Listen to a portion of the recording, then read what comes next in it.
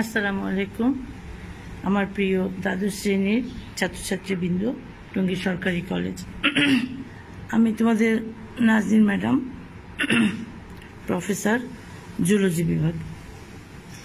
আমি তোমাদের এর আগে রক্তের উপর একটি ক্লাস নিয়েছিলাম। সেটা ছিল রক্ত, রক্তরস, রক্তকণিকা ইত্যাদি।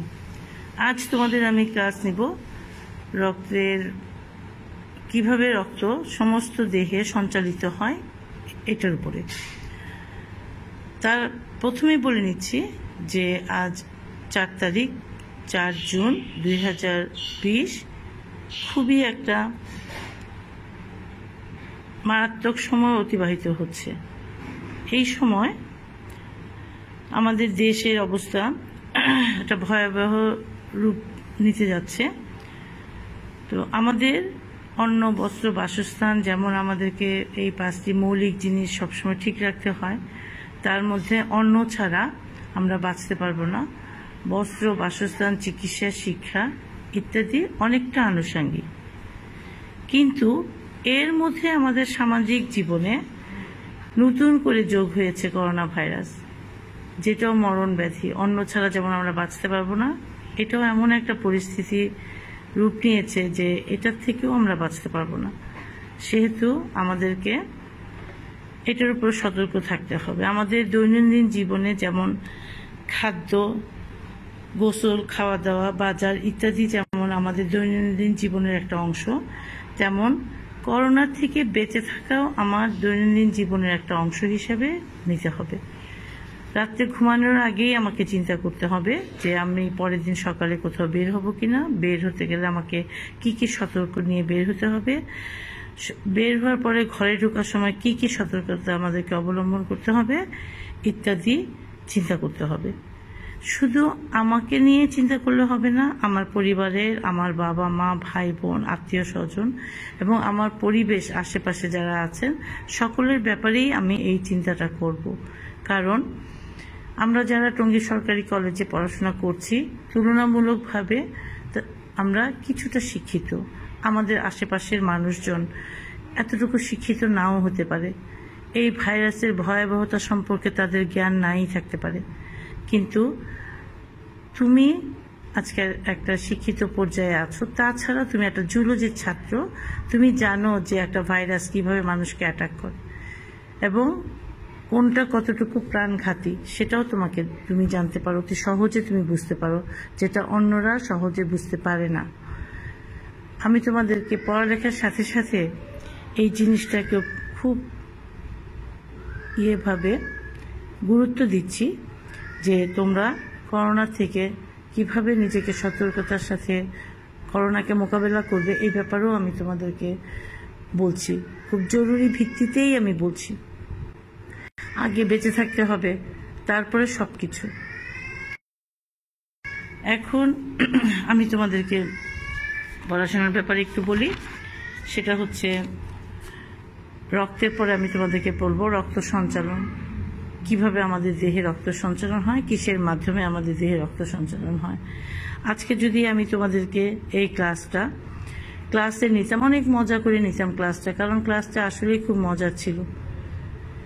আজকে আমি তোমাদেরকে যা পড়াবো সেটা তোমাদের ভাষায় হৃদয় আর আমার ভাষায় হাড়। আমি জানি 15-16 বছর বয়সে আজকে তোমাদের হৃদয় ব্যাপারে অনেক কিছু তোমাদের জানার আছে। এমন কোনো ছাত্রছাত্রী তোমাদের নাই যারা তোমরা অস্পষ্টভাবে হৃদয় আঁকো নাই বা হৃদয় ছিদ্র হয়ে যায় নাই, এমন কিছু হয় নাই। কিন্তু আসলে হৃদয়ের ব্যাপারটা কি, তোমরা যেটা ভাবছো আসলে কি তাই? আমি তোমাদেরকে আজকে পড়াবো হার্ট। জুলজিতে আমি তোমাদেরকে প্রথমেই বলেছি, জুলজি পড়তে গেলে তোমাকে যে জিনিসগুলোর উপর এমফাসাইজ করতে হবে, জোর দিতে হবে, সেটা হচ্ছে এই যে হৃদয় বা হার্ট, এটা কি, এটা দেখতে কেমন, এটা কোথায় অবস্থান করে, এটার কাজ কি, কাজ করলে কাজটা কিভাবে করে ইত্যাদি ইত্যাদি। তো প্রথমে আসি, হার্টটা দেখতে কেমন। হার্ট দেখতে তুমি যদি এক কথায় বলো হার্টটা দেখতে কেমন, হার্ট দেখতে মোচার মতো। এখন তুমি আমাকে প্রশ্ন করবে যে ম্যাডাম মোচা কি?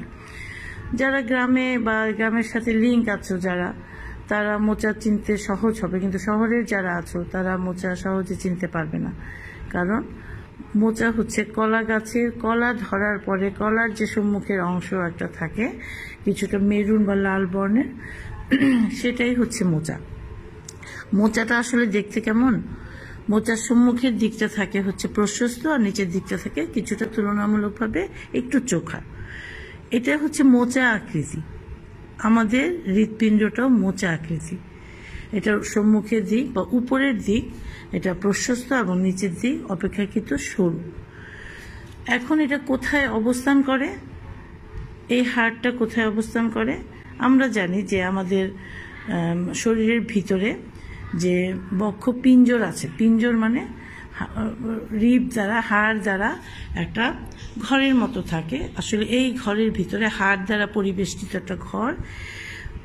এই ঘরের ভিতরে আসলে আমাদের দেহের যত নরম অংশগুলি সেগুলো থাকে। আসলে এটা আল্লাহ তাআলার একটা প্রোটেকশন। আমাদের এই নরম অংশগুলি হাড় দ্বারা প্রোটেক্টেড থাকে, কারণ না হলে বাহিরের আঘাতে আমাদের এই নরম অংশগুলি যে কোনো সময় দুর্ঘটনায় পতিত হতে পারে, আমরা এর কারণে মারা যেতে পারি। সেজন্য হার্ট আমাদের বুকের মধ্যে যে বক্ষ পিঞ্জর আছে, হাড় দ্বারা পরিবেষ্টিত যে পিঞ্জর, সেই পিঞ্জরে আমাদের অবস্থান করে হাড়, ফুসফুস, লিভার ইত্যাদি। তো দুই ফুসফুসের মাঝখানে আসলে আমাদের এই হাড়টা অবস্থান করে। হাড়টা দেখতে মোচার মতো, কিন্তু এটা আসলে গঠনটা কি? এটা একটা পেশিবহুল একটা অঙ্গ। এটার দুটি স্তর আছে। উপরের স্তরকে বলে হচ্ছে প্যারাইটাল স্তর, আর ভিতরের স্তরকে বলে হচ্ছে ভিসারেল স্তর। দুই স্তরের মাঝখানে যে ফাঁক থাকে সেটাতে পেরিকার্ডিয়াম রস থাকে। এই পেরিকার্ডিয়াম রসটা হার্টকে বাহিরের চাপ ইত্যাদি থেকে রক্ষা করে। হৃৎপিণ্ডের আরেকটি স্পেশাল প্রকৃতি আছে, সেটা হচ্ছে যে এটার যে পেশিগুলি আছে সেটা স্বয়ংক্রিয়। এটা নিজে নিজেই সংকুচিত হয় এবং প্রসারিত হয়। আর এই হৃৎপিণ্ডটি একটি পেরিকার্ডিয়াম পর্দা দ্বারা ঢাকা থাকে। আর এটার যে প্রাচীর আছে, এই প্রাচীরটা 3 স্তর বিশিষ্ট। বাহিরের যে স্তর সেটিকে বলে এপিকার্ডিয়াম, মাঝখানের যে স্তর সেটাকে বলে মায়োকার্ডিয়াম, এবং ভিতরের যে স্তর সেটাকে বলে এন্ডোকার্ডিয়াম। মাঝের যে স্তর মায়োকার্ডিয়াম সেটা হৃৎপেশি দ্বারা নির্মিত। হৃৎপেশির প্রথমেই বলেছি, হৃৎপেশির একটি নির্দিষ্ট বৈশিষ্ট্য আছে, একটা স্পেশাল বৈশিষ্ট্য, সেটা হচ্ছে সে নিজে নিজেই সংকুচিত এবং প্রসারিত হতে পারে, যার জন্য আমাদের যে সারাক্ষণ যে হৃদস্পন্দন হতে থাকে সেটা নিজে নিজেই হয়। এটা কোনো কিছুর প্ররোচনায়, উদ্দীপকের মাধ্যমে এটা হয় না। এবং আমরা তো বুঝতে পারি যে একজন মানুষের এই হৃৎপিণ্ডর যে স্পন্দন সেটা থেকে তার জীবন এবং মৃত্যুর পার্থক্যটা বোঝা যায়। এই হৃদস্পন্দন যদি বন্ধ হয়ে যায় তাহলে মানুষ আর বেঁচে নাই বলে ডাক্তাররা বলে থাকে। এখন আসি যে এই হৃৎপিণ্ডের বাহিরের আকৃতি প্রকৃতিটা আমরা কিছুটা জানলাম, আর এখন ভিতরের প্রকৃতিটা কেমন? আসলে হৃৎপিণ্ডের ভিতরে কি আছে? আসলে হৃৎপিণ্ড ভিতরের দিক যদি দেখি তাহলে খুব সিম্পল, দুটি প্রকোষ্ঠ আছে। একটি প্রকোষ্ঠকে বলে হচ্ছে অ্যাট্রিয়াম বা অলিন্দ, আর আরেকটি প্রকোষ্ঠকে বলে নিলয়। এখন এটা মানব দেহের হৃৎপিণ্ডের বৈশিষ্ট্য, কিন্তু হৃৎপিণ্ড কিন্তু বিভিন্ন প্রাণীর বিভিন্ন রকম। মানব দেহে যেহেতু উন্নত জীব মানুষ, সেজন্য তার হৃৎপিণ্ড উন্নত। এখানে যে দুটি প্রকোষ্ঠ আবার 4 ভাগে বিভক্ত। যেমন অলিন্দটা একটি মাঝখানে একটি পর্দা দ্বারা সম্পূর্ণভাবে কমপ্লিটলি সেপারেটেড দুটি চেম্বার, একটা হচ্ছে ডান অলিন্দ, একটা হচ্ছে বাম অলিন্দ। তেমন নিলয়টিও তেমন, যে নিলয়টি হৃৎপিণ্ডের নিচের দিকে অবস্থান করে, সেখানেও তোমার নিলয়কে একটি পর্দা দ্বারা, এটাও কমপ্লিটলি সেপারেটেড একটা পর্দা দ্বারা নিলয়টা বিভক্ত থাকে। একটির নাম হচ্ছে ডান নিলয়, একটির নাম হচ্ছে বাম নিলয়। এই হচ্ছে হৃৎপিণ্ডের একটা সাধারণ আকৃতি, ভিতরের আকৃতি। এখন এই যে অলিন্দ এবং নিলয়, অলিন্দ এবং বাম নিলয়, বা ডান অলিন্দ বা ডান নিলয়, এই দুটোর মাঝখানে একটা কপাটিকা থাকে, ভাল্ব থাকে বা কপাটিকা থাকে বা দরজা থাকে, যাই বলা হোক না কেন। তো ডান অলিন্দ এবং ডান নিলয়ের মাঝখানে যে কপাটিকাটা থাকে সেটার নাম হচ্ছে ট্রাইকাসপিড কপাটিকা। এখন আর বাম অলিন্দ এবং বাম নিলয়ের মাঝখানে যে কপাটিকাটি থাকে সেটার নাম হচ্ছে বাইকাসপিড কপাটিকা। এই কপাটিকাগুলোর একটা স্পেশাল বৈশিষ্ট্য আছে, সেটা হচ্ছে এই কপাটিকাগুলি একমুখী। তার মানে রক্ত অলিন্দ থেকে নিলয়তে আসতে দিবে, কিন্তু নিলয় থেকে আর অলিন্দে যেতে দিবে না। আমাদের দেশেও এরকম কিছু দরজা আছে যে দরজাগুলি একমুখী, যেতে দেয় কিন্তু আসতে দেয় না, বা আসতে দেয় কিন্তু যেতে দেয় না। এই কপাটিকার বৈশিষ্ট্যগুলো এমন। এই কপাটিকাগুলি তোমার হৃৎপিণ্ডের কার্ডি টেন্ডেনি বা টেন্ডন দ্বারা সেগুলোকে আটকানো থাকে। আর এই হচ্ছে হৃৎপিণ্ডের ভিতরের অবস্থা। এখন আমি তোমাদেরকে বলবো যে এই হৃৎপিণ্ড কিভাবে রক্তকে সঞ্চালিত করে। এখানে আরো কিছু কিছু টার্ম আসবে, সেগুলো আমি আবার তোমাদেরকে স্পষ্ট করবো। একসাথে অনেকগুলো টার্ম বললে তোমরা মনে রাখতে পারবে না বা জিনিসগুলো হিবিজিবি হয়ে যাবে। হিবিজিবি করার দরকার নেই। এখন আমি তোমাদেরকে যখন বলবো যে হৃৎপিণ্ডে কিভাবে রক্তটা সঞ্চালিত হয়, তখন তোমাদের অন্যান্য টার্মসগুলি আসবে, সেগুলোকে আবার আমি ব্যাখ্যা করব।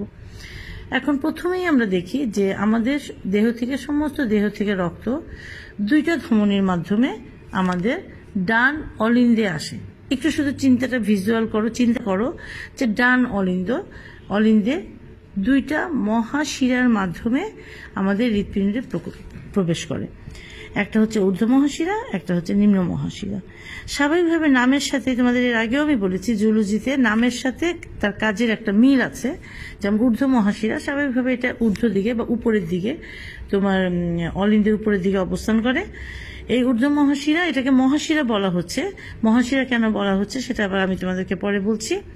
এই মহাশিরাটা উপরের দিক থেকে, তার মানে এই যে কাঁধ, হাত, মাথা, মস্তিষ্ক, নাক, কান, গলা ইত্যাদি থেকে সে রক্ত নিয়ে আসে। আর নিম্ন মহাশিরা সেটা হচ্ছে নিম্ন দিক থেকে আনে, সেটা হচ্ছে পা, বুক, পেট, খাদ্যনালী, লিভার, কিডনি ইত্যাদি থেকে সে রক্ত নিয়ে আসে। এখন মহাশিরা কেন বলছি, তুমি একটু চিন্তা করো যে আমরা মহাসড়ক কাকে বলি।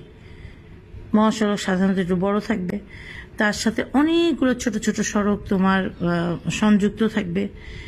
তো এখন আমি যদি এখন চিটাগাং যেতে চাই, এই ছোট ছোট সড়ক দিয়ে আমি চিটাগাঙে যেতে পারবো না, ঠিক আছে না? এই ছোট ছোট সড়কগুলো মহাসাগরে এসে সংযুক্ত হবে, মহাসড়ক আমাকে চিটাগাঙে নিয়ে যাবে। এটাও তেমন, আমাদের দেহে যতগুলা কোষ আছে ততগুলা কোষে কোষে তোমার শিরা আছে, কিন্তু এই সবগুলা কোষ যদি একটা একটা করে হৃৎপিণ্ডে আসে তাহলে তো এটা একটা সমস্যা তৈরি হবে, এখানে আসতে পারবে না, জায়গা পাবে না ইত্যাদি ইত্যাদির কারণে এই শিরাগুলা বিভিন্নভাবে একত্রিত হয়ে, উপরের দিকে শিরাগুলো একত্রিত হয়ে একটি শিরায় পরিণত হয়েছে, আর নিচের দিকে শিরাগুলি সবগুলো ছোট ছোট ছোট ছোট ভাবে একত্রিত হয়ে নিম্ন মহাশিরায় পরিণত হয়েছে।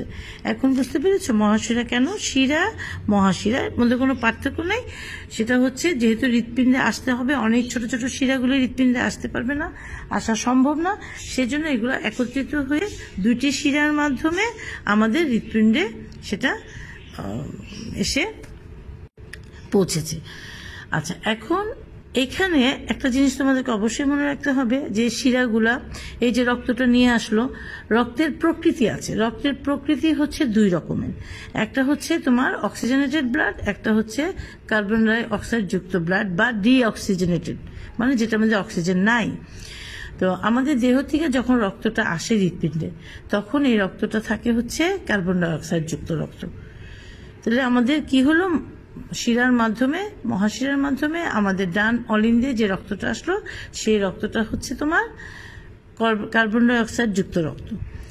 এই সময় তোমার অলিন্দ দুটো সংকুচিত হয়, দুইটা অলিন্দ একসাথে সংকুচিত হয়, দুইটা অলিন্দ একসাথে প্রসারিত হয়।